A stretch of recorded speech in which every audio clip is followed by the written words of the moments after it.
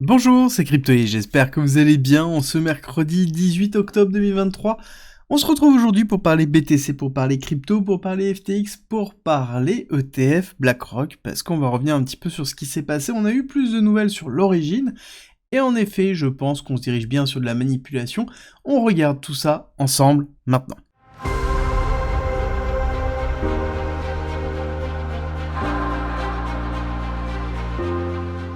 Pour rappel, vous avez toujours la possibilité d'avoir accès gratuitement au parcours pédagogique, qui est une formation de 60 heures d'une valeur de 400 € qui vous permet d'apprendre la blockchain, la crypto, l'investissement, l'analyse technique, le trading, tout pour devenir rentable, à travers 130 vidéos, 400 pages de guide, des quiz pour savoir où vous en êtes dans votre progression, et le tout gratuitement. Pour avoir accès à cette formation à vie, il suffit d'utiliser la plateforme d'un de nos partenaires. Tout est expliqué en commentaire et en description. On commence tout de suite par la bonne nouvelle, c'est que les créditeurs de FTX devraient récupérer 90% de ce qu'ils ont perdu. Donc ce qui est énorme, parce qu'on était plus sur une idée de 60-70%, là on parle de 90%, quasiment la totalité. C'est très intéressant en tout cas le retour que l'on a, parce qu'il faut comprendre que lors des frais de dépôt de bilan, lors des frais du maintien de toute la procédure qu'il y a, d'accord, les cabinets de liquidateurs coûtent très cher. Je pense qu'on doit pas loin d'être sur 800 millions, voire 1 milliard de dollars qui ont été prélevés à FTX pour pouvoir faire la liquidation. D'accord, on rappelle que le salaire de cet homme-là est juste colossal, d'accord. On rappelle qu'il avait facturé, je crois, 1,2 million sur le premier mois ou le mois et demi, en fait, du traitement de FTX juste pour cette personne, d'accord. Donc on est vraiment dans une démarche où c'est une véritable ponction réelle de FTX. Alors du coup ma question c'est comment ils sont arrivés à 90% alors qu'ils ont facturé quasiment plus d'1 milliard de frais de fonctionnement et qu'ils n'ont eu zéro rentrée d'argent. Et c'est là où c'est intéressant de faire les maths et de voir, je pense que quand on aura, ça y est, le retour général de la liquidation, on pourra bien voir si oui ou non il y avait tous les fonds dans lesquels c'était réparti dans tous les assets, ça c'est une chose, ou si vraiment il y avait un gros problème. Je pense que ça va être intéressant de faire le point une fois qu'on aura absolument tout. On continue dans les nouvelles avec, on va revenir sur justement la fausse annonce de l'ETF BlackRock. Là-dessus, on a plus d'informations grâce à Zach XBT qui est justement une des personnes qu'il faut impérativement suivre quand on veut suivre les problématiques de rug pull ou de hack, parce que c'est quelqu'un qui fait des grosses enquêtes, et il a déterminé qu'en effet le compte qui avait posté ça l'avait posté 39 minutes avant la news de Cointelegraph, et que son compte a été totalement supprimé, et le message aussi, tout de suite après que la news soit sortie. Et je pense qu'on est vraiment dans une classe de manipulation qui n'aurait pas dû fonctionner, parce que Cointelegraph aurait dû valider la nouvelle, chose qu'il n'a pas fait, et ils l'ont statué ici dans leur nouvelle, à eux dans leur lettre d'excuse, mais il faut bien comprendre que quand on a des comptes comme Cointelegraph ou comme globalement tous les gros médias, on aura tendance à se faire manipuler par des personnes qui cherchent à exploiter justement ce type d'action. Et c'est pour ça qu'il faut faire très attention lorsqu'on a des nouvelles comme ça, et le FOMO que ça peut engranger, parce qu'on est aussi dans une course à avoir la nouvelle la plus vite, la plus rapidement possible, et à un moment donné, il y a toujours l'erreur qui peut arriver, et Cointelegraph en est la preuve, et les 100 millions de liquidations en sont aussi la preuve. On continue avec Phantom, et notamment la Phantom Foundation, qui a perdu 7 millions de crypto en exploit. Alors exactement, ce sont les employés qui ont perdu 7 millions, et la fondation 550 millions de crypto. Alors du coup, on n'a pas encore trop d'informations sur comment ça s'est passé exactement, néanmoins, ce qu'il faut retenir, c'est que c'est une goutte d'eau par rapport à la fondation elle-même, d'accord. La fondation elle-même a plus de 250 millions d'incentives, et du coup de runaway, donc on est très loin des 550 000 ou des 7 millions. C'est vraiment une goutte d'eau, donc il faut pas s'inquiéter pour Phantom, mais c'est intéressant de voir que même des fondations qui ont pourtant des systèmes complexes de protection des cryptos arrivent à se faire siphonner pour une raison parmi tant d'autres, donc il faut faire toujours très attention, même avec vos propres comptes, vos propres cryptos, faites vraiment attention à votre seed phrase ou comment vous gérez globalement vos différents wallets, c'est très important. On continue et on va regarder les chiffres qui arrivent. Déjà le PIB annuel de la Chine est plutôt positif, hein. On sort sur quelque chose qui est au-dessus du prévisionnel, donc là c'est une bonne surprise pour la Chine où on dit que la Chine est en train de s'effondrer. Je vous rappelle que là on a un PIB qui est quand même positif. À côté, on va avoir l'IPC Europe qui va tomber, et surtout les permis de construire de septembre, 14h30, où on risque d'avoir un petit peu de momentum, parce que c'est important de suivre ça, surtout que hier, on a eu les ventes au détail qui ont été au-dessus du prévisionnel. Ça veut dire qu'on a une Amérique qui est en train de produire et qui est en train d'acheter, malgré le fait qu'on soit au plus haut au niveau de la dette américaine, qu'on soit au plus haut au niveau du niveau de dette sur les cartes de crédit, donc ça veut dire qu'il y a de moins en moins de possibilités d'acheter pour les familles américaines.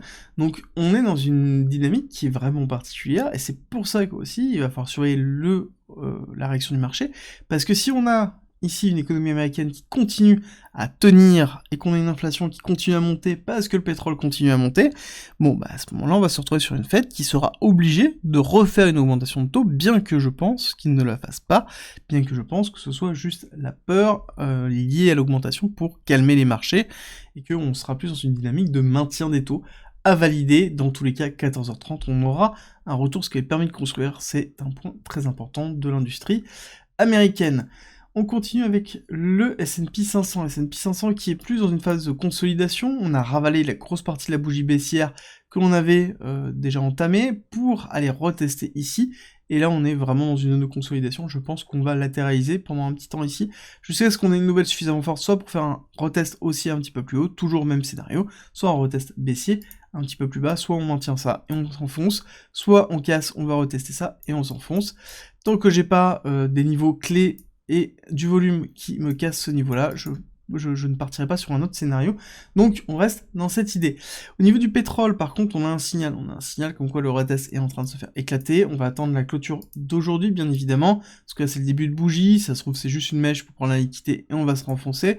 On va vraiment attendre, mais là on pourra vraiment un signal très fort, hein. Pour rappel, 88 égale 93, hein. D'accord, enfin 95, mais pour moi un retest, voire même une cassure haussière, et ça ce serait justement l'idée de la prolongation et de l'augmentation du conflit entre le Hamas et Israël, et donc ça veut dire un accroissement des conflits au niveau du Moyen-Orient, et donc un impact fort dans la zone qui produit le plus de pétrole, et forcément on va se retrouver avec un impact fort au niveau du prix du pétrole. C'est à suivre parce que justement l'inflation aux États-Unis est principalement liée au pétrole, et si le pétrole s'enfonce, enfin s'accélère plutôt, à ce moment on va avoir une inflation qui va monter, et très compliqué à maintenir du coup sur ces objectifs de 2% pour la Fed. Au niveau d'indice dollar, très intéressant, c'est que on continue à s'enfoncer. Bon, pour moi, j'ai pas encore réellement de validation, on va attendre vraiment la semaine, et j'aimerais que pour valider ça, qu'on clôture en dessous ici des 105,5, là on aura un véritable signal pour un retracement, sinon on est toujours dans une forme de retest classique avant de repartir, et donc là ce serait la consolidation de cette bougie précédente pour repartir à la hausse, et encore une fois 108 hein, la target après, et donc on aurait classique un pétrole qui accélère à la hausse, et ici un dollar qui accélère à la hausse, ce qui est un cocktail qui est un petit peu explosif pour l'économie américaine. Au niveau du BTC, on est toujours dans cette dynamique, hein, ici où on a une autre accumulation, rupture de cette accumulation, et mise en place d'un range supérieur sur le support des 25 000, donc on est vraiment dans quelque chose de classique. On voit que le momentum ici est toujours en forme de compression, on a toujours nos niveaux particuliers, que ce soit la reload zone à 22 000 jusqu'à 19 500, le support qui tient toujours 25 000, et au niveau de l'accélération haussière, je voulais juste vous proposer une vue qui est un petit peu plus différente cette fois-ci, pour vous montrer vraiment la notion de range qui est très forte. Et pourquoi on est dans un range très fort? Parce que quand on regarde, on a vraiment le cœur du range qui va être ici, entre 30 000 on va dire, et 26 200, qui correspondent en fait à des niveaux clés que l'on retrouve ici, au niveau des supports, et au niveau de la partie basse en fait de ce range là. Donc on est dans une forme de range classique, où on a la partie supérieure qui est tenue à 31 600, avec en fait la mise en place d'un second range, qui est le range haussier, et un range baissier que l'on retrouve ici, dans la partie 26 500, jusqu'à 25 200. Donc on a bien en fait une composition de range, on n'a plus de flux du tout, et donc le fait d'être en range veut dire aussi qu'on doit s'adapter sur cette partie-là. Et clairement, qu'est-ce qui est en train de se passer suite à cette accélération, cette énorme bougie qui était la fake news, cette consolidation du cours? Ce qui est intéressant de voir, c'est qu'on a bien une belle compression qui est en train d'avoir lieu, qui est classique par rapport à ce qu'on a eu là, c'est ce que je vous ai expliqué hier, que j'allais justement attendre d'avoir une forme de latéralisation avant de pouvoir réfléchir et voir où se trouve la liquidité. Déjà, il y a plusieurs choses à voir, c'est que, on est dans une compression. quand on dit compression, égale compression de la liquidité. On va le voir tout à l'heure, mais on a la liquidité qui est en train de se former. Autre point important, c'est qu'on se retrouve ici dans une dynamique qui est quand même proche, ici, d'une divergence haussière. D'accord, on est même sur une divergence haussière, si on est en train de le voir ici, et donc, ça sous-entendrait qu'on irait chercher, à un moment donné, des liquidités supérieures avant de faire un véritable mouvement. Alors, que ce soit le véritable mouvement haussier fort, donc on va faire un short squeeze encore, puis ensuite avoir une véritable accélération, chose que j'imagine assez peu, mais néanmoins on le garde en tête. Pourquoi? Parce que les liquidités ici sont assez faibles dans la partie haute. Quand on voit proportionnellement ce que l'on a en bas, en tout cas au niveau de Kingfisher, on voit très bien qu'on a la partie basse qui est vraiment conséquente, dans lequel on a au niveau de 28 300, quasiment le cours, jusqu'à ici 27 500, on a beaucoup de liquidités, donc on pourrait avoir un mouvement baissier très fort, alors qu'on a une liquidité haute. Alors oui, quand on regarde uniquement Kingfisher. Par contre, quand on commence à regarder un peu la heatmap, on a des choses qui sont différentes. On voit qu'on a ici, donc notre compression, on voit bien en fait la compression qui est en train d'avoir lieu. On voit qu'on a des petits shorts qui se trouvent ici, jusqu'à globalement, on va dire 29 000, 28 980, on va dire 29 000 pour que ce soit plus simple, dans lequel on pourrait avoir une petite accélération haussière pour ensuite faire un mouvement baissier. Pourquoi? Parce qu'on a deux grosses lignes. Là, si vous voyez bien, c'est deux énormes lignes. Celle-ci et celle-ci, ce sont des énormes lignes à plus de 140 millions la ligne au niveau de la liquidation. C'est pour ça que je vous dis que la partie basse est vraiment très attrayante. Donc on a actuellement des gros longs qui sont positionnés à levier, parce que c'est forcément un gros levier, et en plus ça se voit au niveau du perpétuel, hein, l'augmentation du perpétuel qu'on a eu, c'est la mise en place de ces leviers-là.